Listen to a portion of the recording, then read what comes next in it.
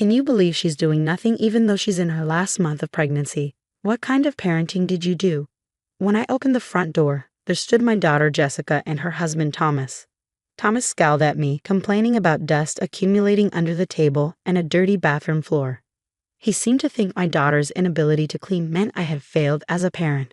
It's tough for her to bend down with that belly. If he's that concerned, why doesn't he clean it himself? Before I could say anything, Thomas reached for the door. I can't be bothered with someone who can't even keep house. I'm leaving her, he said. I'm Rebecca, and I turned 54 this year. I work as an employee for a major corporation. After losing my husband early, it's been just me and my only daughter, Jessica. Raising Jessica alone wasn't easy, but her smiles always made the fatigue disappear. Jessica grew into a kind and thoughtful young woman, blessed with good friends. However, she was clueless in romantic relationships and struggled to find a boyfriend. I was hoping she'd meet someone in high school, but she didn't even have a boyfriend in college. After graduating, she started working as an office employee for a food manufacturer. There were no rumors about her dating life. When I'm gone, Jessica would be all alone. I started to worry, considering introducing her to someone when she shyly informed me she was dating a man she met through a friend. Their relationship progressed smoothly, and about 2 years in, they announced their engagement. I felt relieved. It's bittersweet to see your only child move out, but the reassurance of her having a family outweighed that. The couple lives about an hour's drive from my house.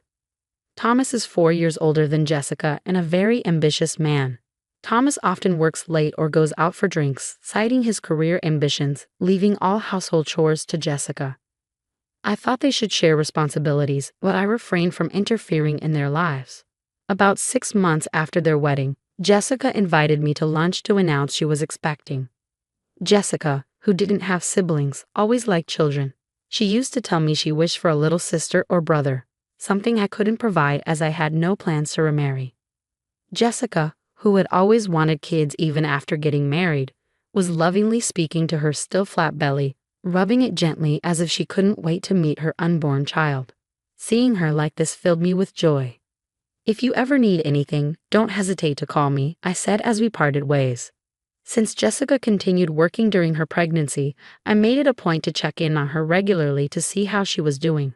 Around the time she entered her second trimester, I was assigned a big project at work that would result in frequent travel. When I told Jessica about this, she was thrilled for me and told me to focus on my work, assuring me she would be fine. I asked Thomas multiple times to look out for Jessica while I dove into my work. It should be close to Jessica's final month of pregnancy by now. As the project was winding down and work was settling, I called to discuss plans for after the baby arrives. To my surprise, it was Thomas who answered the phone. Hey Rebecca. Good timing. Jessica's pretty useless and in the way, so I'm going to bring her over to your place. What? What do you mean? Before I could get an answer, he hung up. An hour later, my doorbell rang. Opening the door, I found a disheveled Jessica standing there next to Thomas. Jessica. I was shocked at how much my daughter had changed. She didn't even have the strength to smile. Dark circles under her eyes, her hair, nails, and skin all dry. She looked nothing like a woman in her 20s. Her fingers were cracked and bleeding. Her expression was dark, her gaze fixed on a single point. How could she deteriorate so much in just a few months? I let them in and had them sit on the couch. Since Jessica was in no state to speak, I demanded an explanation from Thomas. Thomas, why is Jessica like this? Without a hint of embarrassment, Thomas looked surprised and said, Wait, are you blaming me? She's the one who slowed down because of her big belly. You know housework is a woman's job, and she even lied about feeling sick to get out of it. I was incredulous. You were making a morning sick Jessica do all the chores. Morning sickness isn't a disease, you know. She even asked me to help with the chores while I'd been working all day. Anyhow, she's in the way and not doing her chores, so please take care of her until she gives birth. That's when I realized this man had no understanding of pregnancy or fatherhood. I couldn't leave my precious daughter in his care. I'll take her in. I can't trust you to care for her, I told Thomas.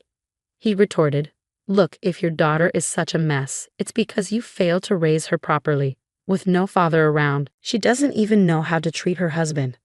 I'm the one suffering here. Once the baby's born, come pick it up. Meanwhile, please re-educate your daughter, Rebecca. Before Thomas left, he stated he wanted me to fix my daughter's upbringing by the time the baby came. Then he just left Jessica and walked away. The nerve of that man. I deeply regretted letting Jessica marry him. Jessica sat there, looking down like a doll. First, I needed to make her feel secure, so I went to the fridge, poured milk into Jessica's favorite cup with a bit of sugar, and warmed it up in the microwave. "Be careful, it's hot," I told her as I handed it over. Upon sipping the warm milk, Jessica broke into sobs, tears flowing freely. I sat next to her, rubbed her back, and listened to her story. Thomas was ambitious and continued to attend work parties even after Jessica became pregnant, leaving her alone. Whenever she needed something, he wouldn't lift a finger to help.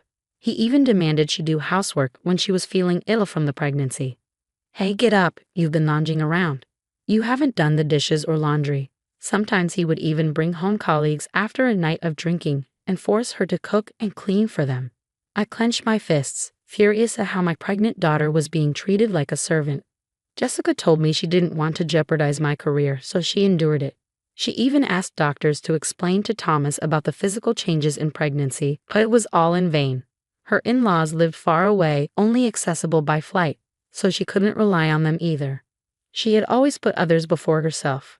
I hugged her and said, "From now on, it's okay to prioritize yourself, Jessica. If you're struggling, don't hesitate to ask for help.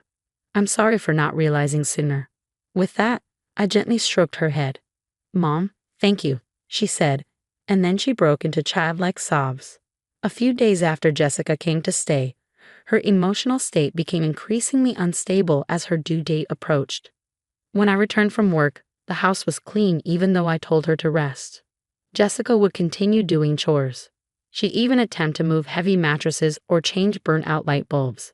At times, she tried to pack her bags and go home, fearing her husband's wrath. I thought she might need counseling, so I went to our neighbor, who used to be a therapist, and asked for a recommended clinic. "Lisa, hello, do you have a moment? I need to talk about my daughter." Welcoming me into her home, Lisa listened to my story. I shared Jessica's situation with Lisa and her husband, Kevin, and received recommendations for a good clinic. Jessica had been feeling off too, so she started visiting the hospital. Lisa and her husband were concerned about Jessica, so when I was at work, Lisa would stop by to check on her. Thankfully, Jessica started to recover and smiled more like she used to. When the due date came, I took Jessica to the hospital as her contractions began. I rubbed her back and wiped her sweat, encouraging her all the way. As the contractions grew closer, I watched Jessica walk into the delivery room. I sat in a chair, restless and eager, until I heard the baby's cries. A nurse informed me that both mother and child were healthy, a relief to hear. When I went to see them, Jessica was holding our sleeping baby in her arms. I was angry at Thomas, but I still let him know that a healthy baby girl had been born. Immediately entering the hospital room and seeing his newborn, Thomas blurted out, "Yuck, babies look like monkeys, not cute at all." "Jessica, you're not even wearing makeup and just lying in bed. You're so lazy. Put some effort into how you look. You're a woman." Just as I was about to return, the nurses and doctors who heard him lost their temper. They surrounded Thomas, shouting, "Are you even a husband? Your wife just gave birth, risking her life, and she's exhausted. Can't you say something nice?" But Thomas, visibly irritated, shot back, "Shut up. My mom was working even right after giving birth. This is clearly laziness. I'd never heard of a woman working immediately after childbirth, and there's no way he could remember that. Something must have twisted his memory. It makes sense he wouldn't know, given he's never shown interest in pregnancy or childbirth." Thomas stormed out and didn't even show up on Jessica's discharge day. No signs of him coming to pick her up. Concerned about sending Jessica back to him, I told her she could stay with me, but Jessica wanted to go home, saying it was unfair to the child to grow up without a father. Reluctantly, I called Thomas to see if he would pick her up. He replied, "I'm busy with work, so please take care of things there. I don't want to lose sleep because of a crying baby." He hung up right after that. I brought Jessica home, suggesting she stay until she got used to parenting. Thomas hadn't bought any baby essentials, so we went shopping to set up a nurturing environment. Thomas hadn't even thought about a name because he was so focused on his work, so Jessica and I chose one. We named the baby Sarah. Our neighbors, Lisa and her husband, knew the situation and helped with childcare, so Sarah grew up well. About 3 months after Sarah's birth, Thomas showed up without any notice to pick up Jessica and Sarah. "Hey, I'm here to pick you up." "Hurry up, you're always so slow," Thomas yelled from the front door. By this time, Jessica's emotional instability after childbirth had temporarily settled, and she fully understood how terrible Thomas was. Jessica had made up her mind to divorce and had no intention of going back to him. From behind the door, she said, "I won't be controlled by you anymore, and I'm not coming back home. I'll mail you the divorce papers, so sign them." Thomas yelled back, "Are you kidding me? In today's world, a man with a wife and kids is more likely to succeed. What's the point of being married to you if we divorce? I'm never getting divorced." My daughter was furious, thinking that her husband had married and had a child just for the sake of career advancement. But before I could yell back, the door next door opened. Hearing Thomas's loud voice, our neighbors Lisa and her husband, Kevin, stepped out of their home. Thomas, who glanced at Lisa, paled instantly when her husband, Kevin, appeared. "Boss, what are you doing here?" Stunned, Thomas watched Lisa and Kevin approach. It turns out Kevin was Thomas's supervisor. Kevin, also surprised, said, "So you're Jessica's husband? To think a terrible man like you, who neglected his child for 3 months, turns out to be you. You lack empathy, and I can't trust my team to someone like you. I'll let the CEO know as well. But consider your promotion canceled," Kevin sternly whispered to Thomas. "Please, Kevin, reconsider," Thomas pleaded, clinging to Kevin with tears in his eyes. "You have nothing more to say to me. You don't even want to listen. You only ever cared about your work." Kevin cut him off, not allowing any further comments. "What was all my hard work for?" Thomas dropped to his knees, deflated. Kevin is known in the neighborhood and at work as a family man, and he couldn't tolerate Thomas treating his family like tools. Apparently, Thomas had been putting on a good face at work for the sake of a promotion. Thomas went home quietly that day, but once at the office, he pestered colleagues and subordinates, saying, "Hey, you ate at my place, right? Could you put in a good word for me with the boss for a promotion?" When no one complied, he went straight to the CEO. "Sir, I've worked hard for this company every day. My sales numbers are consistently high. Please approve my promotion." "I've heard from your boss," said the CEO. "Your performance numbers might look good, but you've been using aggressive tactics to win contracts. Just raising your own numbers isn't enough. A deal that tarnishes the company's image is negative, even if it's successful. If you can't consider that, you can't move up. I have no more expectations for you." Thomas left the CEO's office, his face pale with dejection. The CEO of Thomas's company is occasionally on TV and is well known as a man of integrity. He made his judgment based on more than just the boss's reports. Thomas probably got the message after that. Thomas lost his motivation for work. His constant mistakes became a burden, and he was transferred to a regional department with hardly any work. At least he wasn't fired. After his transfer was settled, Thomas repeatedly came to our house, saying, "Jessica, it was my fault. I want another chance. I want to see Sarah. I'm her father, right?" Both Jessica and I ignored Thomas. But when he became too persistent, Kevin warned him that he would report him to the CEO, which would get him fired. After that, we didn't see him anymore. It must have been shallow affection after all.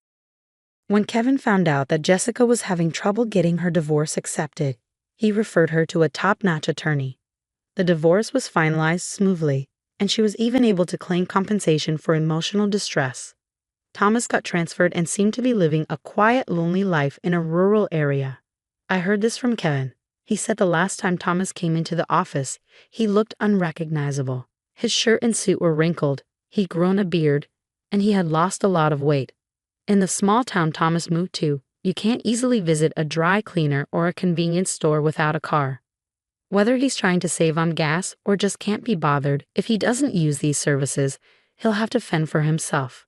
Thomas never lifted a finger to help with housework, always saying it was a woman's work, so he probably doesn't know how to do anything for himself. He should regret treating Jessica like a servant when he's there all alone. Maybe Thomas thinks he has lost everything since the divorce and losing custody. He even started to forget the child support payments he promised to make to Sarah. If Jessica calls to remind him, he'd apparently tells her how hard his life is, almost in tears.